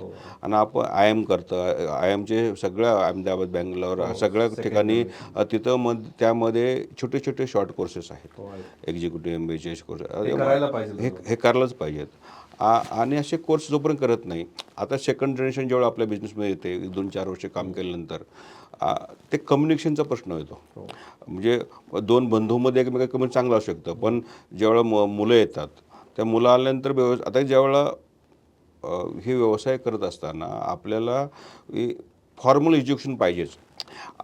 कोणीच सगळं 100% सांगू शकत नाही, डेटा इतका आपल्याकडे नाही आहे. कोणीही असले, तुम्ही असाल, मी असेल, मी कोणाला मेंटरशिप करायचं म्हटलं तर माझ्याकडे इतका डेटा नाही आहे. मी काय फक्त वरवरून सांगेल. तो डेटा ड्रिव्हन, हे डेटा कुठे मिळेल, जे ह्याच्यावरचे कॉलेजेस आहेत, हार्वर्ड आहे, अमुक आहे, तर मग त्यांच्याकडे वर्ल्ड वाईडचे सगळे डेटाज आहेत, ते डेटावर सांगू शकतात. की आणि मला वाटतं की अंतरप्रनरनं वय हा कसल्या गोष्टीची विचार न करता आपण ह्या गोष्टी शिकत राहिल्या पाहिजेत. आणि जोपर्यंत तुम्ही शिकत नाही त्यावेळेला तुम्हाला कळत नाही की आपल्यापेक्षा खूप मोठी लोक ह्या व्यवसायात आहेत, त्यांच्याकडून शिकताय. जो शिकायला मिळणार नाही तोपर्यंत आपण ह्या गोष्टी आपल्याकडे प्रॉपर वे इम्प्लिमेंट करू शकणार नाही. ते तुम्ही बोलता बोलता म्हणाले की कम्युनिकेशन मराठा कम्युनिटीमध्ये वडील आणि मुलामध्ये कमी असतं इन जनरलच, है ना. आणि बिझनेसमध्ये कम्युनिकेशनच सगळ्यात महत्त्वाचं. तुमच्या दोघांचं काय मत आहे, हे गॅप कसा कमी करता येईल? Communication not only in the family, नाही, फॅमिलीतला म्हणजे वडील आणि मुलामधला कम्युनिकेशन कसं कमी करते? वडील आणि मुलातला जर का तुम्हाला कम्युनिकेशन कमी करायचं असेल तर मला वाटतं की सिनियर जनरेशनने जास्ती एफर्ट घेणं गरजेचं आहे.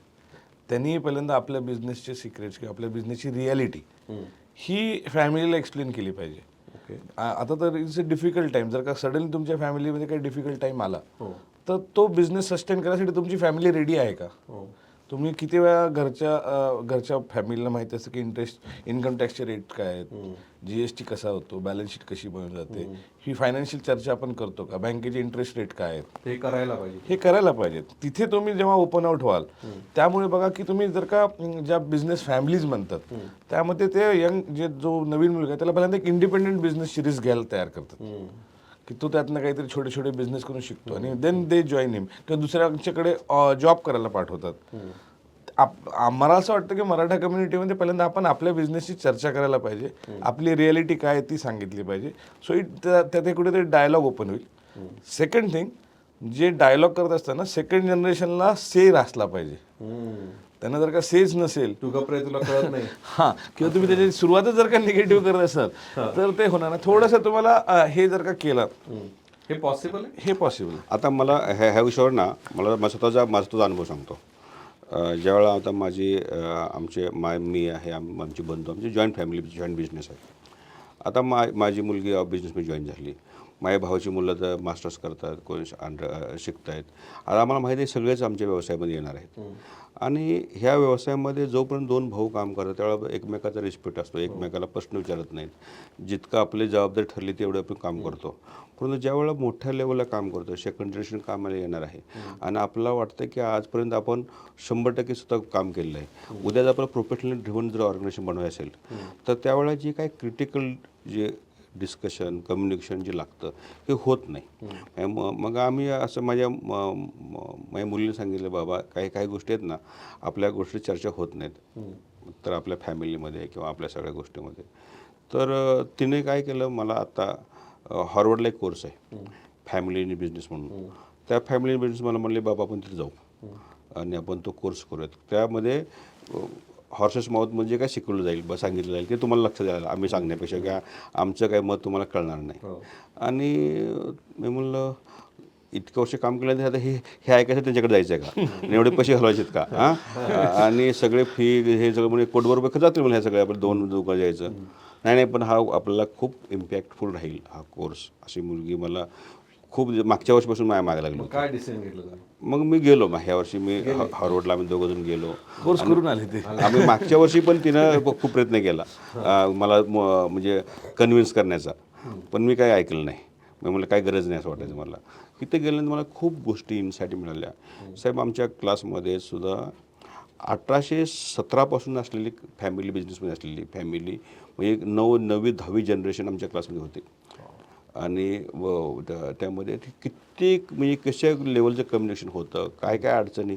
10 जनरेशन काम करून पण तिथं प्रॉब्लेम आहेत. प्रॉब्लेम म्हणजे अजून नवीन जनरेशन वाटतं की आपले ओल्ड जनरेशनला काहीच कळत नाही, आणि नवीन ओल्ड जनरेशन वाटतं काहीच कळत नाही. परंतु हे ज्या गोष्टी तिथं तुम्हाला डेटा मिळाल्यानंतर, तिथल्या लोकांच्या केस स्टडी मिळाल्यानंतर वाटतं रे ह्यातल्या किती गोष्टी आपल्यामध्ये सहज स्केल छोटं जरी असलं आपलं तर ह्यातल्या गोष्टी आपण इम्प्लिमेंट करू शकतो.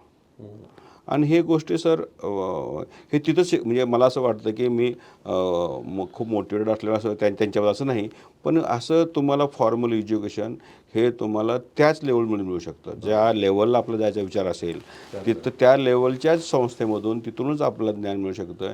बाबासाहेब आसबे, कविक्रम गायकवाड किंवा तेजराज पाटील कोणी असलं म्हणजे इथले असलेले लोक हे कोणी सर्वज्ञानी नाही.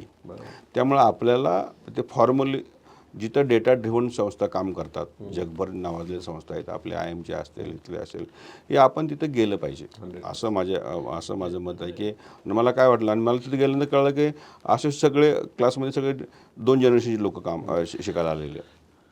आणि आता सक्सेशन प्लॅनिंग मध्ये बरेच लोक काम पण करतात. आणि जैन स्कूलमध्ये युनिव्हर्सिटी आहे मुंबईची, त्यांचंही चांगलं. आणि कुठे साहेब करतात मला तिथं गेल्यानंतर कळलं सर की फॅमिली हाऊस म्हणजे काय असतं, हा बिझनेस वेगळा, फॅमिली हाऊस बिझनेस वेगळा, म्हणजे कित्येक गोष्टी अशा आहेत की आपल्याला म्हणजे अजून खूप शिकायचं. तिथे गेल्यानंतर कळलं की आपल्याला अजून खूप शिकायची गरज आहे, आपल्याला अजून खूप गोष्टी माहीत नाहीत. आपल्याकडे फॅमिली ट्रस्ट नावाचं जे जे वर्किंग आहे ते पण मला दिसतं इंडियामध्ये फार कमी डेव्हलप्ड आहे. फॅमिली ट्रस्टवरती आपल्याला काम करायला गरज आहे. प्रत्येक तालुक्याच्या पंपावर गेले ना, पेट्रोल पंपावर, त्या टेम्पो लावायला जागा नसते, इतके टेम्पो उभारले असतात. पण ह्याने टेम्पो घेतला, 10 टेम्पो घेतला, 10 टेम्पो घेतला, 10 टेम्पो घेतला, आणि त्यामध्ये बहुसंख्य सगळे बहुजन समाजी मुलं आहेत. चालू कर. त्यामुळे सगळे बहुजन समाजी मुलं आहेत हे सगळं करणारे. मग बँकेचे हप्ते थकलेत, हे थकले, मग ते शेवटी काय टेम्पो ओढून घेऊन जातात. मग ते काय ते जमिनी विकायची, ते बँकेचे हप्ते भरायचे. म्हणजे धाबे टाकले सगळ्यांनी हायवेला, अख्या हायवेला सगळं. कसं थांबवलं पाहिजे? आणि हे तुम्ही जे जे आता सांगितलं ना, मार्केट स्टडी करा, हे जी गरज आहे का, त्याचा बिझनेस किती होतोय, हे जोपर्यंत तुम्ही करत नाही तोपर्यंत तुमचं वाटतंय म्हणून व्यवसाय करणं, म्हणजे मला कळतंय आणि मला हेच करायचंच आहे. मग आणि सगळ्यांनी JCBs घेतले, सगळे पोकलेज घेतले, कोणी काहीतरी डंपर्स घेतले, हॉटेल काढायचं काय केलं. आणि वाळूचे ट्रकच तुम्हाला माहिती आहे, मागच्या 15-20 वर्षापूर्वी खूप फॅड होतं वाळूच्या ट्रकचं. आणि मग ते वाळूच्या ट्रकाच घ्यायच्या आणि मग ह्या दृष्टीचे व्यवसाय की डिमांड सप्लायचा जो काय फॉर्म्युला आहे ह्याचा अभ्यास न करता हे केल्यामुळं म्हणजे मग ते तिथं अपयश आल्यामुळे गावाकडे काय म्हणतात पालकमध्ये, त्याने माझे ट्रक घेतले होते, अडकला, घालवले पैसे आणि जमीन विकायला लागली. असे उदाहरणं असल्यामुळं लोकांना ग्रामीण भागात लोक व्यवसायाला न पडायची कारणं ही आहेत. पण हेच आपल्याला बदलायचं. हा म्हणजे काय, म्हणजे ते हे ME तुम्ही करताय किंवा जे पण मी व्हिडिओज बनवतो, ऑब्जेक्टिव्ह तोच आहे की मराठी माणसांनी बिझनेस करावा आणि चांगल्या पद्धतीने करावा. तो जर केला त्यांनी, मगच रोल मॉडेल बनणार आहेत. आणि मला काय वाटतं की फॉर्च्युनेटली पुणे, मुंबई मध्ये खूप जण आहेत आणि खूप ऑप्शन्स आहेत मेंटरशिपचे. पण पुणे, मुंबई सोडलं ना, बाहेर काहीच नाही. ऑप्शन्स आहेत, तुम्हाला ते शोधले पाहिजेत. तुमचं तुम्हाला आता समजा ट्रकचा बिझनेस करायचा, जो करतोय त्याला तर जाऊन तू पहिल्यांदा विचार, बिझनेस काम कर तिथे 6 महिने जाऊन विचार तरी. तर तसं न होता आपण आपल्या विम्स अँड फिल्म्सवरती जातो की मला करायचं. जे धाबा ऑलरेडी करतोय त्या 3-4 लोकांना जरी जाऊन तुम्ही भेटला, ते अडचणी सांगतील. आणि are you ready to face the difficulties, हे कुठेतरी होत नाही.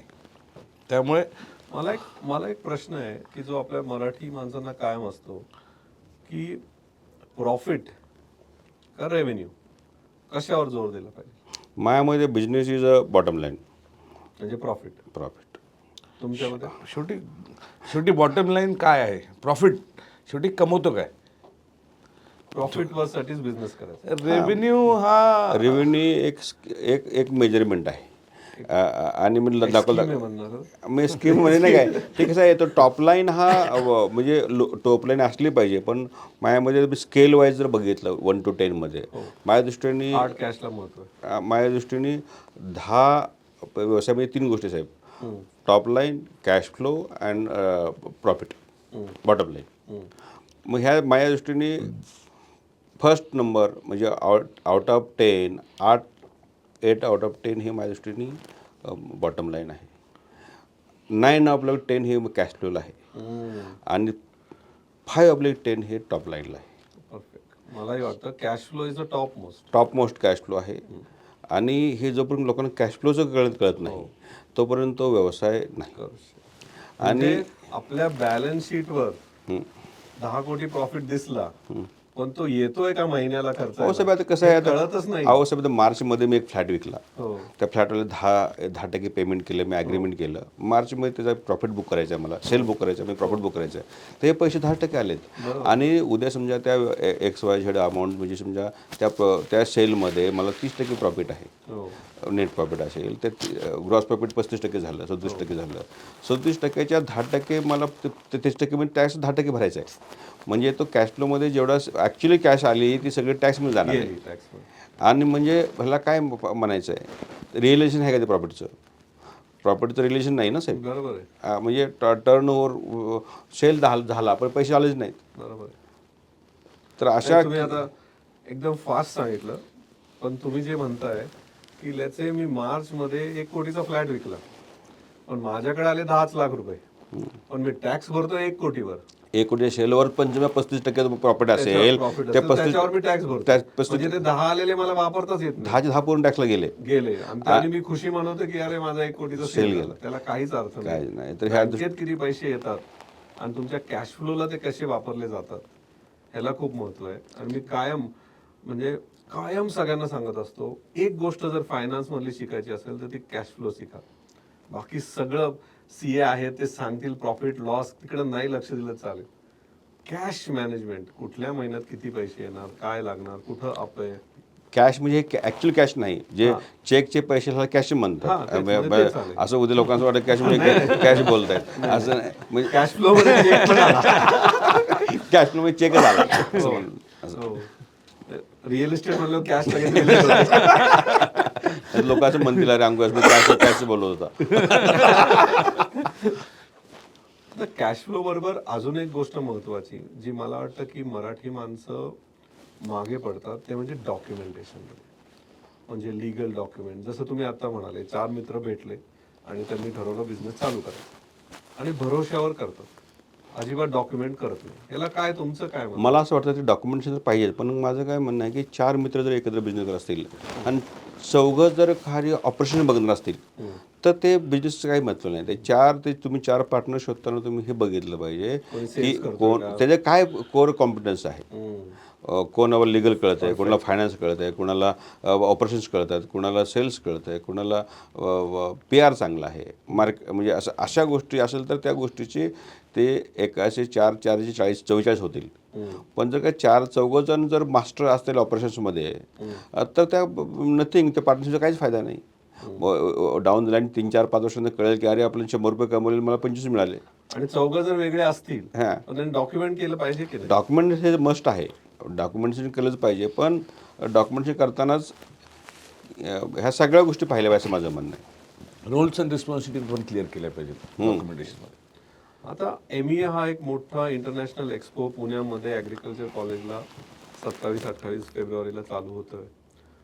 त्याचा लॉंग टर्म विजन काय असं तुमचं?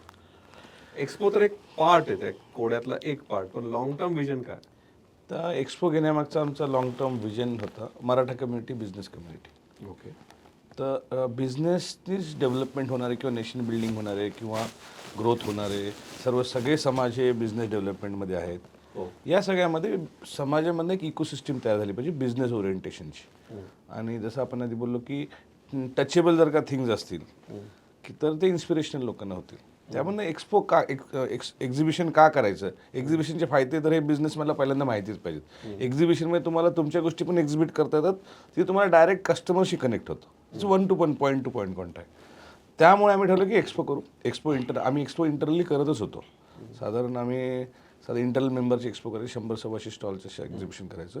यावेळेस आम्ही ठरवलं की आपल्याला कुठेतरी सुरुवात करायला पाहिजे, की आपल्याला स्वतःला म्हणलं पाहिजे की इतर इकोसिस्टीममध्ये आपण स्वतःला म्हणलं पाहिजे की मराठा कम्युनिटी, बिझनेस कम्युनिटी. आमच्याकडे बिझनेस डेव्हलपमेंट आहे, बिझनेस आहे. ज्यांना बिझनेसमध्ये स्केलिंग करायचं आहे त्यांना स्टॉल्स अवेलेबल पाहिजेत, त्यांना बिझनेस ऑपॉर्च्युनिटीज अवेलेबल पाहिजेत. काही त्यामध्ये जे यंग जनरेशन आहे त्यांना कळलं पाहिजे की आपल्या कम्युनिटीमध्ये सर्व सेक्टरचे उद्योजक आहेत. मॅन्युफॅक्चरिंग आहे, ट्रेडिंग आहे, रिअल इस्टेट आहे. फक्त म्हणजे कुठल्या तर गाड्या रेंटवरती दिल्या आहेत किंवा प्रॉपर्टी रेंटवर दिल्या आहेत, फक्त रिअल इस्टेट करतात किंवा फक्त इन्फ्रास्ट्रक्चर करतात, असे बिझनेस नाहीत. इनोव्हेटिव्ह बिझनेसेस पण आहेत. इन्फ्रास्ट्रक्चर आहे, रिअल इस्टेट आहे, ट्रेडिंग आहे, मॅन्युफॅक्चरिंग आहे. या सगळ्या सेक्टर कुठेतरी एका ठिकाणी शोकेसिंग व्हायला पाहिजे. आणि लेगसी स्टॉल आम्ही केले ज्यामध्ये तुम्हाला कळलं पाहिजे की वन लाईफ टाईममध्ये एक माणूस हा बिझनेस अचीव्ह करू शकतो आणि ते पण वेगवेगळ्या सेक्टरचे लोक आहेत. बऱ्याच वेळेस उद्योग म्हणजे मराठा कम्युनिटीमधल्या लोकांना माहीत नाही की आपल्या कम्युनिटीमध्ये एवढे चांगले उद्योजक आहे. हा कुठेतरी पॉझिटिव्ह मेसेज जावा, हा कुठेतरी एक इन्स्पिरेशन मेसेज जावा की लोक इन्स्पिरेशन व्हावं की आपण पण नवीन नवीन बिझनेस करायला पाहिजेत. हे शक्य आहे. सेकंडली नेटवर्किंग कसं होणार? मला असं आता काय वाटतं साहेब की ह्यात अजून प्लस पॉईंट जे विक्रमजींनी सांगितलं आहे तर अजून प्लस पॉईंट असा आहे की एक्झिबिशन करताना प्रत्येक वेळेला प्रत्येक इंडस्ट्री एक्झिबिशन असतात. हे कम्युनिटी बेस आहे प्लस वेगवेगळ्या खूप इंडस्ट्रीचं एकत्रितलं एक्झिबिशन आहे. त्यामुळं काय होईल की वाटतं की नेटवर्किंग खूप चांगलं होईल. नेटवर्किंग इन द सेन्स असं होईल की समजा संभाजीनगरचा जो उद्योजक आहे त्याचा स्टॉल इथं पुण्यात लागला आहे, तो 3 दिवस एक्झिबिशन येणार आहे म्हणजे तो अगोदर 2-3 दिवस येईल, नंतर 2-3 दिवस राहील. इथल्या वेगवेगळ्या उद्योजकाशी तो नेटवर्किंग होईल. त्याला B2C B2B ह्या सगळ्या गोष्टी करत असतानाच त्याला असे पुण्यात काय संधी मिळेल का किंवा इथला पुण्यातला उद्योग म्हणजे त्याच्यामुळं आपला काय संभाजीनगरमध्ये काही संधी मिळतील का, नाशिकमध्ये काय संधी मिळतील का. तर हे क्रॉस एक नेटवर्किंग होईल जे पुण्यात एकमेकाला माहीत आहे समजायला हरकत नाही, पण त्याचा काही जास्त फायदा होणार नाही. परंतु हे ॲज अ होल कम्युनिटी आपल्याला त्यांना इथं पुण्याला यायला किंवा पुण्याच्या लोकांना मुंबईला जाण्याचं किंवा मुंबईतल्या लोकांना पुण्यात काय संधी मिळतात. आताची जी काय गोल्डन ट्रायंगल मग अशी आपण बोललो इतक्या मोठ्या संधी आहे, त्या संधीचा फायदा नेटवर्किंगमुळंच होऊ शकतो. उद्या ह्यामध्ये आज ज्या आमच्या एमएच्या मेंबर्समध्ये जे आज जे काय म्हणजे पार्टनरशिप झाल्या किंवा मैत्री झाली की व्यवसाय झाला हे हा लग्न म्हणजे हे लग्न झाले हा मागची बोललो तुम्हाला. परंतु ह्या व्यवसायामुळं पण खूप लोकांची एकमेकाशी नेटवर्किंग होईल, व्यवसाय वाढेल, स्वतःची मार्केटिंग होईल, स्वतः विजिबिलिटी वाढेल. हे ते सगळ्या प्रत्येक आता हे जे 500 स्टॉल आहेत ना, 500 स्टॉल जे घेतले त्यांनी ते एकमेकांशी बोलणार कसं? ते फर्स्ट डेला आमची इंटर एक्झिबिटर्स ट्रेड मीट आहे. फर्स्ट डेला 27 तारखेला ज्या लोकांनी स्टॉल घेतले त्यांची इंटर एक्झिबिटर ट्रेड मीट आहे. परफेक्ट. प्लस हा एक्झिबिशन ओपन फॉर ऑल आहे. त्यामुळे इतर कम्युनिटीमधले पण तुम्हाला लोक येऊन तिथे भेटतील. वेगवेगळ्या लोकांना दुबईमधनं काही लोक येणार, inter city, inter community, within the community plus त्याबद्दल विदिन द स्टॉल होल्डर असे आमचे ट्रेड मीट आहेत. काही चांगले नॉलेजेबल सेशन्स आहेत तर ते पण तिथे होणार आहेत. त्यामुळे बिझनेस ऑपॉर्च्युनिटी नॉलेजेबल सेशन्स बद्दल सांगा ना, म्हणजे कसले सेशन? म्हणजे सेकंड डेला आमच्याकडे जे मिस्टर राजीव जैन आहेत ते येणार आहेत. त्यांचं एक सकाळी सेशन आहे ऑन बिझनेस. त्यानंतर काही लाईफ कोचेस आहेत त्यांचं सेकंड डेला सेशन आहे. त्यानंतर आम्ही काही प्रोक्युरमेंट इंडस्ट्रीमधल्या लोकांना बोलवलं आहे जे प्रोक्युरमेंटबद्दल माहिती देतील की मॅन्युफॅक्चरिंगमध्ये प्रोक्युरमेंट कसं होतं, ॲटो क्लस्टरमध्ये कसं होतं. आम्ही एक फायर चॅट घेणार आहोत जिथे 4-5 पॅनलिस्ट असतील from different import export sector. त्याबरोबर दुबईचे काही लोक येणार आहेत जे सांगणार दुबई रिअल इस्टेट काय आहे, दुबईमध्ये ऑपॉर्च्युनिटीज काय आहेत, फूड अँड ट्रेडचे ऑपॉर्च्युनिटीज काय आहेत. असे वेगवेगळे तिथे सेमिनार्स आहेत किंवा सेशन्स आहेत. आणि ह्याचबरोबर आता जे काय गेस्ट येणार आहेत आम्ही गेस्ट नुसते उद्घाटक आणि समोरबस न करता ते काही स्वतः खूप वेळ देणार आहेत, थांबणार आहेत, त्यांच्याशी नेटवर्किंग होणार आहे. राज्याचे मंत्री देशातले मंत्री तिथे येणार आहेत, त्यांच्याशी 1-to-1 डिस्कशन होईल. त्यांच्याशी त्यांनी जे काही शासनाचे निर्णय आहेत काय निर्णय प्रक्रिया आहे मुळं जे काही चेंजेस होणार आहेत इंडस्ट्रीमध्ये वेगवेगळ्या इंडस्ट्रीमध्ये अशा पद्धतीचे त्यांचे सेशन, त्यांचे वेळ, त्यांची भाषणं, त्यांची अशी चर्चासत्र आम्ही ठेवलेली आहेत. आता राज्याचं उद्योग धोरण जे नवीन आलं आहे आता काल आजच्या पेपरला आहे बघा की महाराष्ट्र पण AI पॉलिसी आणत आहे.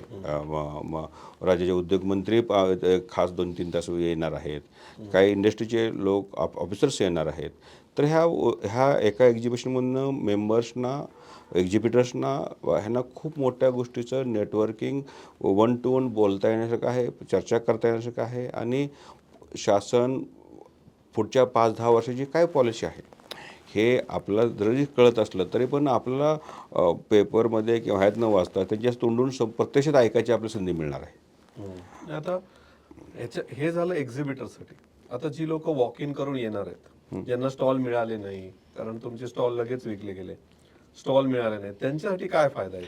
जे वॉक इन करणार आहेत त्यांना मी जसं काही यंग असतील जे कॉलेजमध्ये आहेत यंग आहेत त्यांनी आवर्जून यावं. बरेच ऑन्टरप्रिनर पण येतील. बरेच यंग लोकांनी यावं, त्यांना इन्स्पिरेशन मिळेल. जे ऑन्टरप्रिनर्स आहेत सर ऑन्टरप्रिनर्स आहेत त्यांना वेंडर्स भेटतील, ओके. जे बी पार्टनर्स भेटतील, सर्व समाजातले लोक इथे ॲज अ व्हिजिटर येऊ शकतात. त्यांना तुम्ही जसं म्हणाले दुबईवरनं काही बिझनेसमन येणार, गव्हर्नमेंटचे पॉलिसी मेकर येणार, यांच्याशी भेटायला मिळेल त्यांना. त्यांना इंटरॅक्शन करायला मिळेल. आणि आम्ही तसे काही कार्यक्रम ठेवलेत ना, ते फक्त एक्झिबिटरसाठी नाहीत. जे काही लोक असतील तिथं अवेलेबल असतील, तिथे स्पेस आहे, ते त्यांना ऐकायला मिळणार आहे, तिथं बसायला मिळणार आहे. त्यांना काय 2 प्रश्न विचारता संधी मिळण्याची शक्यता आहे.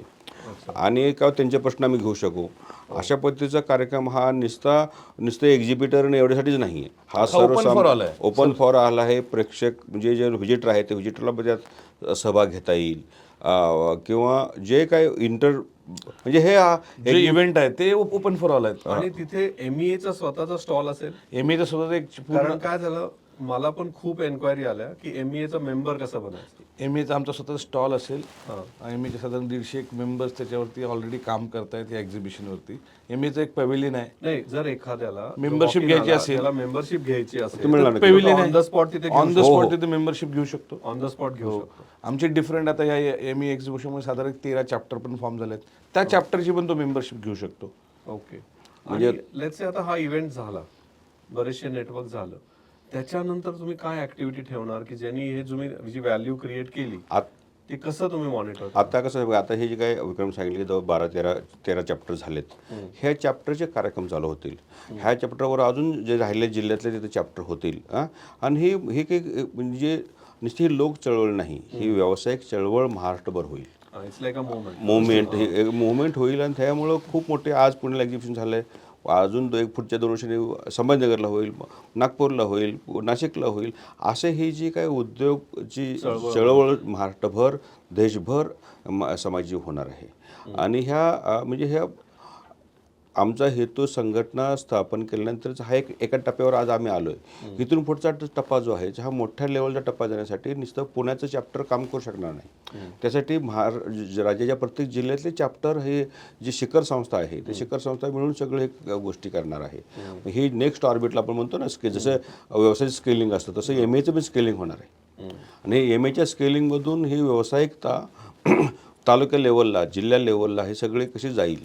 आणि ऑलरेडी सगळे व्यवसाय आहेत, पण त्या व्यावसायिकाचं एकत्रितीकरण, नेटवर्किंग बिल्ड हे एकमेकाला सांगायचे नाही, ते लोक सांगितलं जाईल व्यवसायाबद्दल, व्यवसाय वाढलीबद्दल. हे आपण कॉम्पिटिटर न होता कोलॅबरेटर आहोत. हे जोपर्यंत त्या प्रत्येक जिल्ह्याच्या ठिकाणी जाणार नाही तोपर्यंत हे कोलॅबरेशन होणार नाही. आणि ह्या वाटतं की MEAच्या पुढचा जो गोल आहे हेच आहे की हँड होल्डिंग नुसतं आता आम्हाला 1000 लोकांना समजा 1500 लोकांना कळाले, हेच नेटवर्किंग प्रत्येक माणसापर्यंत, प्रत्येक व्यक्तीपर्यंत, उद्योग होणाऱ्या व्यावसायिकाला पण हे वाटेल की एक खूप चांगला फोरम आपल्यासाठी अवेलेबल आहे की जिथं आंतरप्रिनरशिपचं ट्रेनिंग दिलं जाईल, तिथं नेटवर्किंग होऊ शकेल आणि वाटतं की आपण व्यवसाय करू शकू. तर हे ॲक्च्युली नुसतं खूप मोठ्या टप्प्यावर आपण जाणार. आमच्या डोक्याचा विचार आहे की जसं MCCI आहे, CCI आहे, FICCI आहे, ह्या धर्तीवर आपल्याला ही संस्था ही पुढच्या आज आमचे हे जे काय 10-12 वर्षी गेले एकतप झालं आहे, पुढच्या 10 वर्षांना वाटेल की आपल्याला एक खूप मोठी उद्योग चळवळ ही मोठी होईल. लाखभर लोकांचा उद्योजकांचा एक समूह हा निर्माण होईल. आज आम्ही सकाळी तुम्ही 9 वाजल्यापासून चालू असणार ते रात्री 9 वाजेपर्यंत. रात्री 9 वाजेपर्यंत 12 तास ते 3 दिवस. 12 तास राहणार. त्यानंतर 9 ते 10 एंटरटेनमेंट पण असेल. म्हणजे साधारण 7 वाजता एंटरटेनमेंट चालू होईल, ते 10 वाजेपर्यंत असेल. अच्छा, म्हणजे comedy shows, music, comedy show ते पण गरजेचं आहे ना, एंटरटेनमेंट. ते गरजेचं आहे. बिझनेस करून फूड, एंटरटेनमेंट सगळ्याच गोष्टी तिथं. फूड स्टॉल्स पण असे आहेत की आमच्याकडे काही मेंबर आहेत किंवा मराठी कम्युनिटी काही लोक आहेत, त्यांच्या multi chain business food stalls आहेत. म्हणजे काही मिसळ आहे, लाडाची कुल्फी आहे, जसे मल्टी फ्रँचायझी आहेत. तर त्यांना आम्ही विशेष करून प्रेफरन्स दिला आहे. आरती फूड स्टॉल हे त्यांच्यासाठी. तिथे तुम्हाला फ्रँचायझीची पण माहिती मिळेल की आपल्याला फ्रँचायझी कशी घेता येईल, बिझनेस हा पण बिझनेस कसा करता येईल. तर आता आपण आपल्या पॉडकास्टच्या शेवटाकडे येतोय. दोघांना एकच प्रश्न विचारतो बंद व्हायच्या आधी की एखाद्या मराठी ऑन्टरप्रेनरसाठी तुमचं काय सल्ला राहील, किंवा एखाद्या मराठा ऑन्टरप्रेनरसाठी तुमचा काय सल्ला आहे? माझा कुठल्याही ऑन्टरप्रेनरशी हा सल्ला राहील की be focused on your business, be honest to your business, आणि आपल्या लिमिटेशन आपल्याला कळल्या पाहिजेत. सर, तुमचा काय सल्ला? हेच आता म्हणजे फोकस असलं पाहिजे आणि स्वतःचं मूल्यमापन आणि ज्या व्यवसाय करायचा आहे त्या व्यवसायाचं खूप सखोल नाही, परंतु नुसतं जुजबीच नाही, थोडं तरी ज्ञान, नॉलेज, माहिती, इन्फॉर्मेशन आणि त्याचे टक्के टोनपे, त्यातल्या रिस्क, ह्या गोष्टीचा अभ्यास केला पाहिजे. आणि तरच आपला हा व्यवसाय पुढं व्यावसायिकतेने चालेल. नुसतं टाईमपास म्हणून व्यवसाय न होता, आता आहे म्हणून करायचं आहे असं न होता, जोपर्यंत तुम्ही स्वतः ह्याचा त्या अभ्यास होत नाही तोपर्यंत तुम्ही मोटिवेटेड राहणार नाही.